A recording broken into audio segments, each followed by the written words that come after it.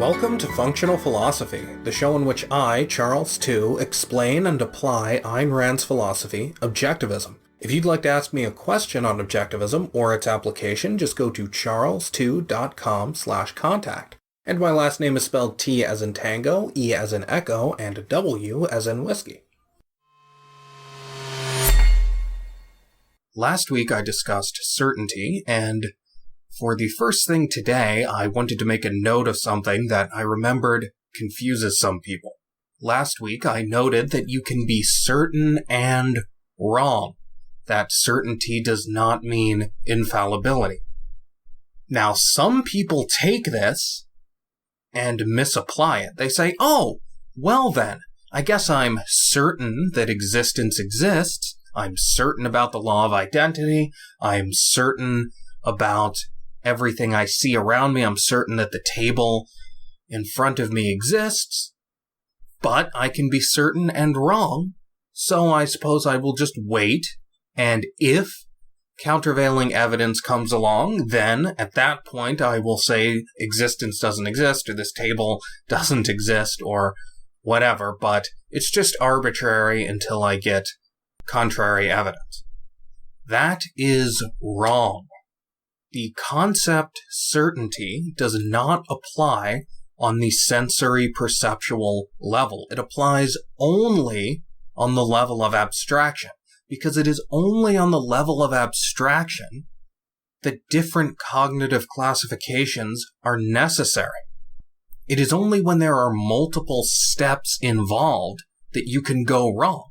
And that is what happens on the abstract level. If you have an abstract conclusion, you gather multiple pieces of evidence in multiple steps, and you build toward a conclusion. And because of that, you can be at different places in that process.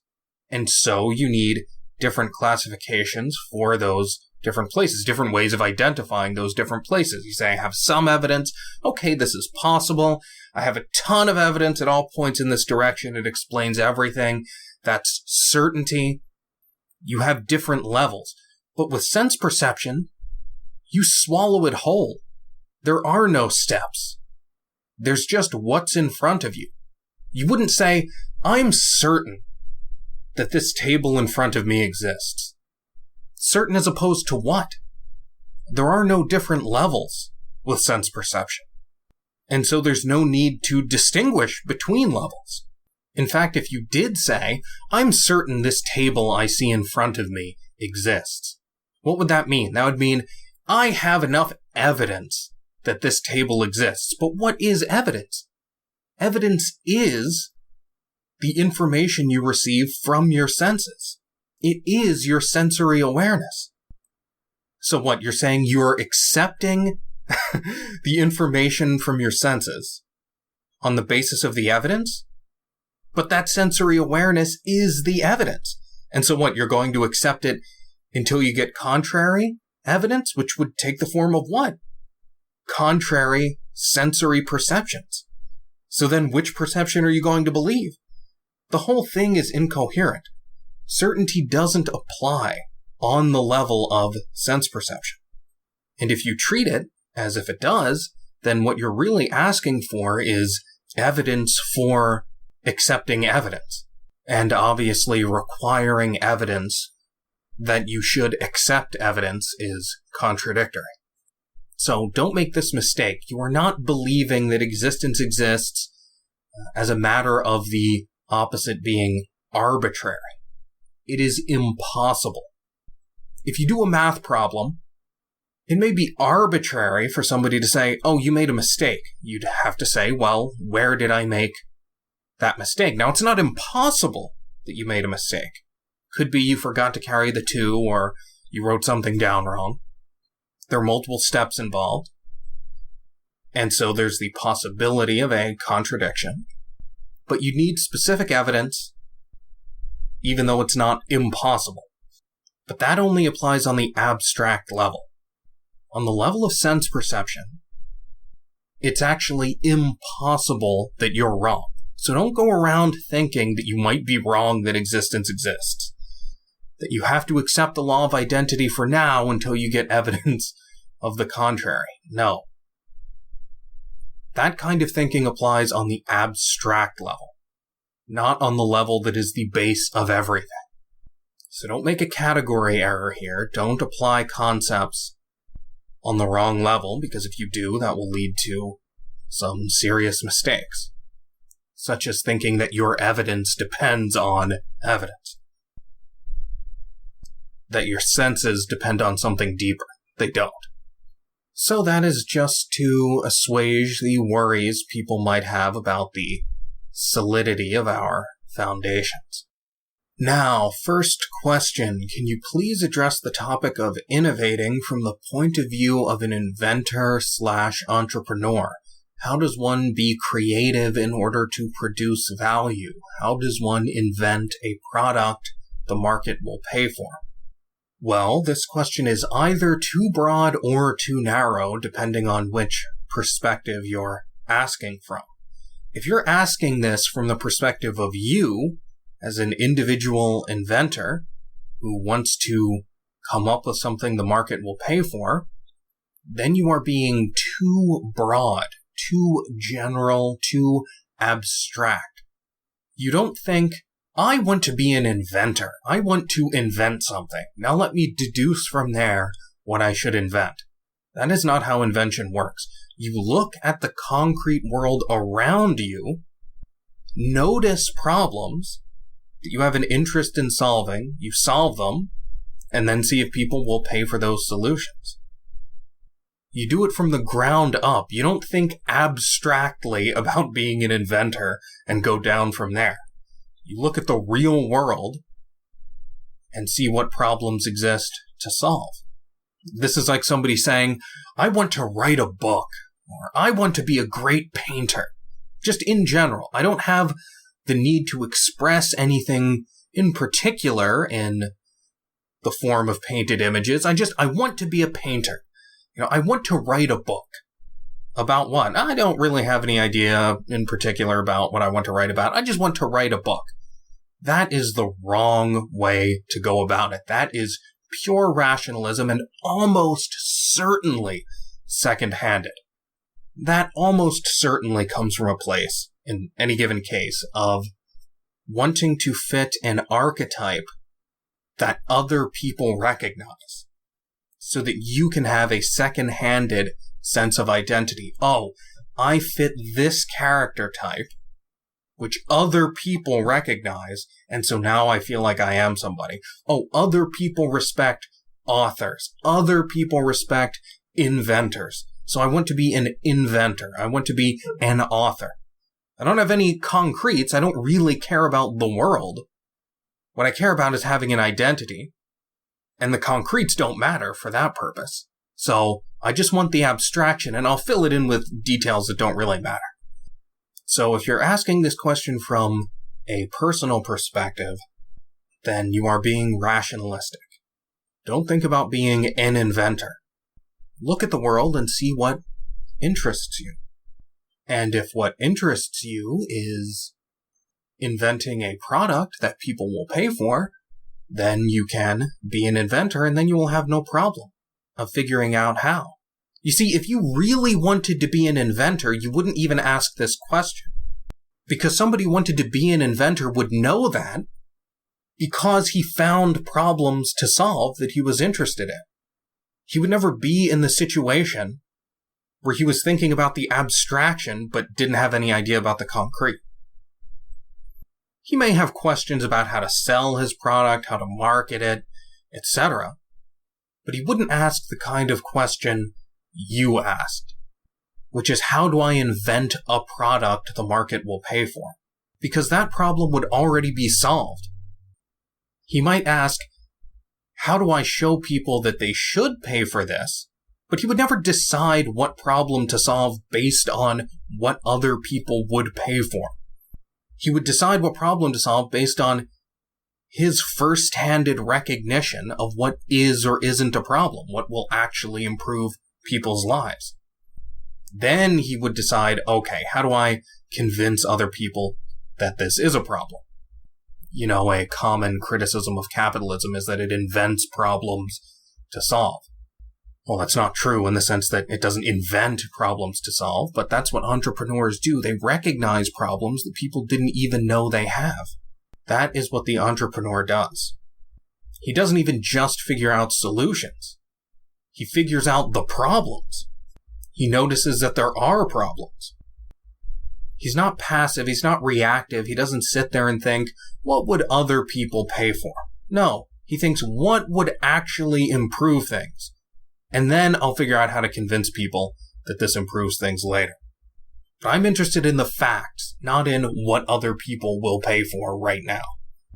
Now, on the other hand, if you are asking about being creative in general, then there is no such thing as being an innovator specifically from the point of view of an inventor or entrepreneur.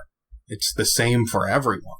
So no, I can't address the topic of innovating from the point of view of an inventor, entrepreneur.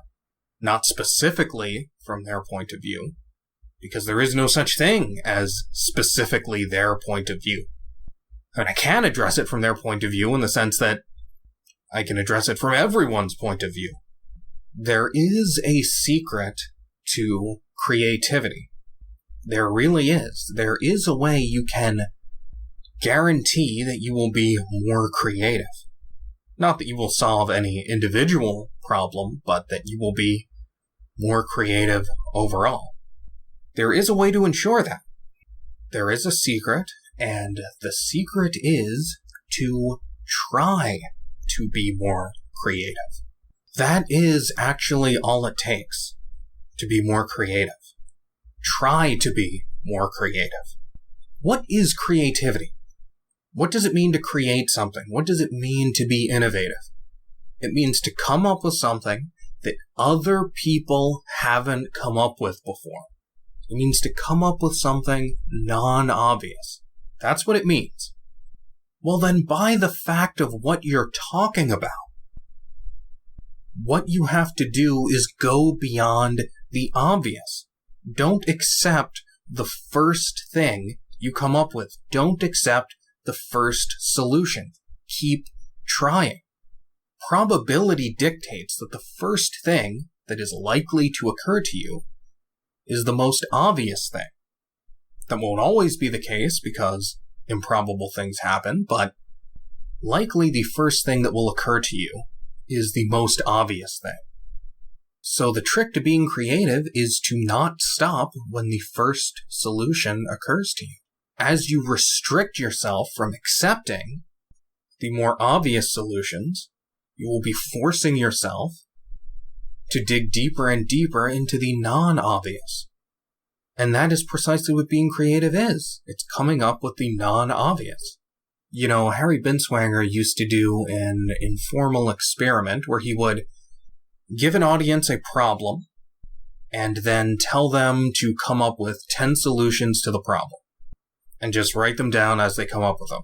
Solution 1, whatever, 2, 3, 4. Just write them down in the order they came up with them. And he noted that the later the solution, the more creative it tended to be. There was a correlation between later answers, 7, 8, 9, 10, and greater creativity. And the reason is that creativity means coming up with non-obvious solutions. So you have to restrict yourself from going with the most obvious things, which is what's going to occur to you first, most likely. There's a phrase, art from adversity, which identifies the fact that great art tends to come from highly restrictive contexts. The famous Mr. Plinkett, actually Mike's DeClassa, but Mr. Plinkett, his character talks about this in the famous Star Wars Episode 1 review, the Phantom Menace review. Plinkett notes how awful the prequel Star Wars movies were compared to the original trilogy, and identifies part of the cause as the fact that with the original trilogy there were all kinds of production problems. They used real props and practical effects and all of that. And there was a lot of trouble in production. Whereas with the prequel movies, George Lucas simply created whatever he wanted to on his computer screen.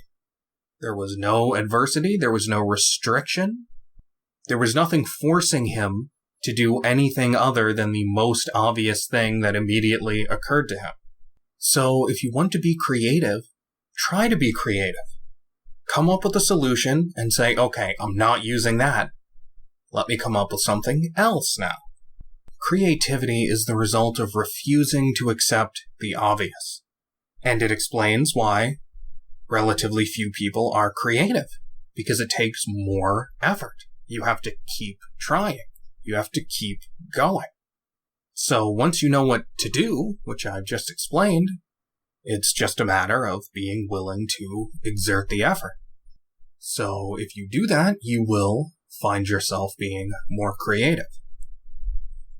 Next question, is there a difference between the self and the ego? I know that they are used interchangeably and act as synonyms, but I'm curious if you could explain how they are different. I think Ayn Rand argued that they were the same, but I wouldn't mind a clarification. I'm not sure here, but the way you phrase this is a little platonic. Just the phrase, Ayn Rand argued that they were the same, as if there's some fact of the matter floating out there. There's some intrinsic usage for these words, and Ayn Rand is making an argument that it's this way or that way. No, these are synonyms, and it's optional how many different words you have with how many different connotations. Ayn Rand did use them interchangeably as far as the examples I remember, but I would say that they have slightly different connotations. Self is a neutral term.